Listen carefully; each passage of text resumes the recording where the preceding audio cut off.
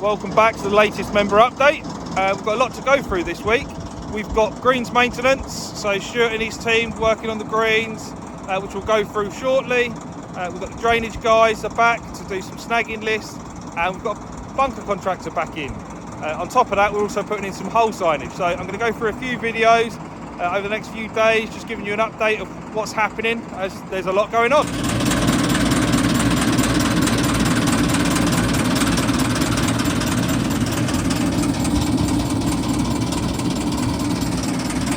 So the first stage of the process, Stuart's using our terrace spike.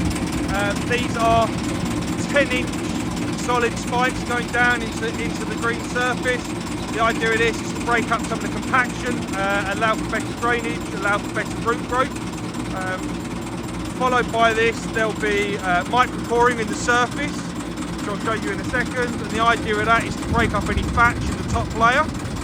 After that, then we'll be seeding, disc seeding, and top dressing. So obviously fill these holes in with sand and seed and fertiliser. So as we move through greens maintenance, I'll show you each stage so you know what's going on and why we do each step.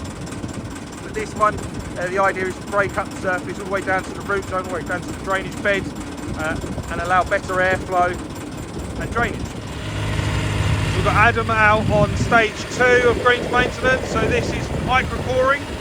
So this is taking little pores out of the surface. Obviously it's very slow, and it does 2 passes going both ways, and ultimately at the end of it we end up with this out the surface.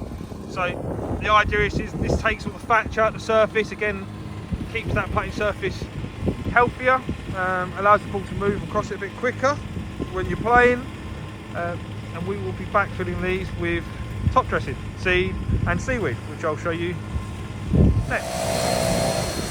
So Stuart and Harry are using the leaf blowers to move the cores into piles so we can collect them.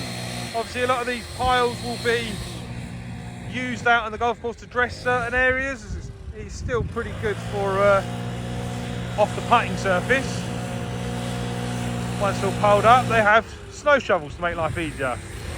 There are a few members out there helping as well, so thank you very much.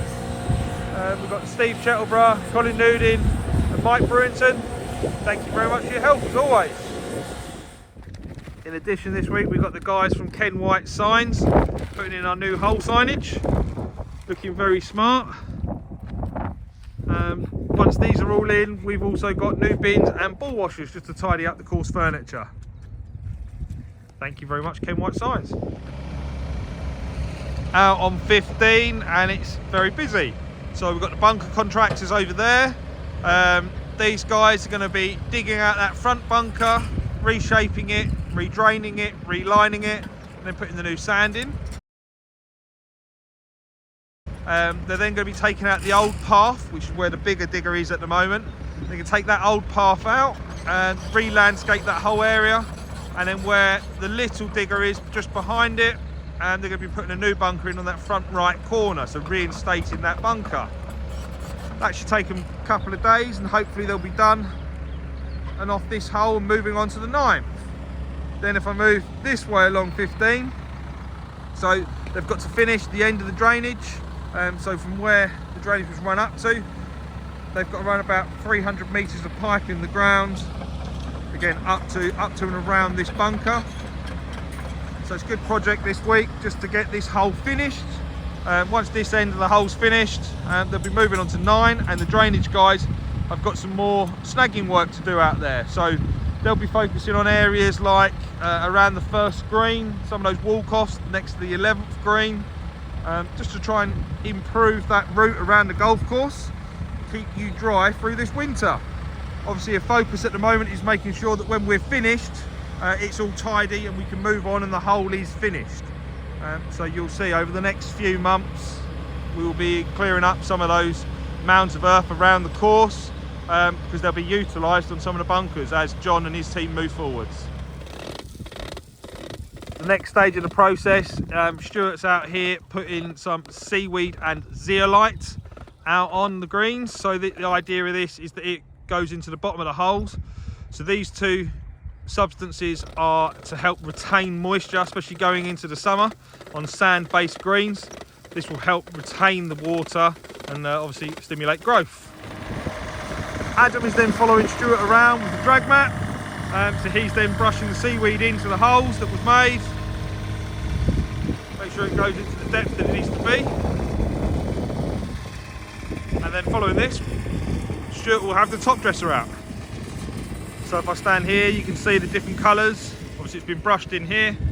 And as Adam's coming along, you can see the white material on the surface, and that'll just be brushed in.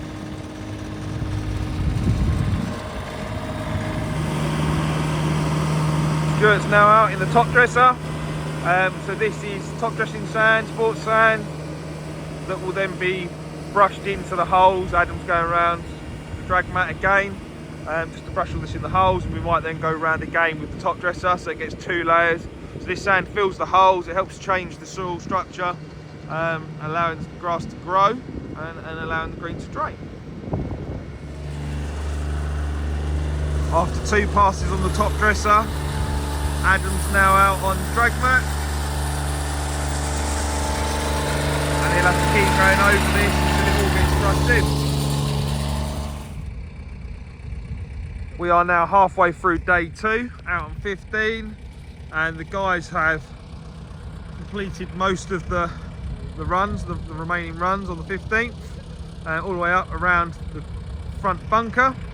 And then they're just going to be heading round the corner there, just where there was a few wet bits that we discovered earlier in winter, just to make sure that they're covered for incoming winter. The first of the bunkers has been dug out, reshaped, redrained, and they're just currently lining with the AstroTurf. We've had to put in a new outfall drain that runs out into the ditch, and then when you've got that digger in the background over there, it's going to be roughly where the next bunker's going to be. So once the guys have finished lining this, we've got sand to go in, and they've just got to finish off the edging, tidy up the edging where it's very dry at the moment. It's just crumbling up, so we've just got to work on keeping some of those areas a bit wetter, to try and keep them a little bit smarter and promote grass growth. And then, like I say, we're going to take this path out, the old path that's here, take this old path out, reshape the ground just short right of the green, and put a new bunker in. This overview gives you a slightly better image of what's been done so far and what the plans are. As you can see, the drainage lines are in just short of the green and around the bunker. The bunker's been reshaped and relined, ready and waiting for sand. And then we will be re-landscaping the right-hand side, taking the old path out and putting a new bunker in. I'll update you throughout the week, so you know how the guys are getting on.